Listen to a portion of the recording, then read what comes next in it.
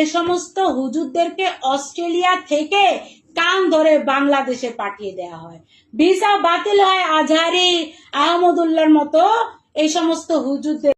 এই ছাগল কয়েকদিন ধরে বেয়া বেয়া করতেছে, যে কোনো বিষয় নিয়ে যে কোনো ইস্যুতেই কথা বলতেছে। তো যেসব সাংবাদিকরা এই ছাগলের ইন্টারভিউ না সাক্ষাৎকার নেয়, তারাও ছাগল। তারা যদি ছাগল না হয়, এই রাম ছাগলের সাক্ষাৎকার তারা কেমনে নেবে? রাম ছাগলের অবস্থা দেখেন, ও ঠোঁটের অবস্থা দেখেন, ও ঠোঁটটা কুত্তার পাছা।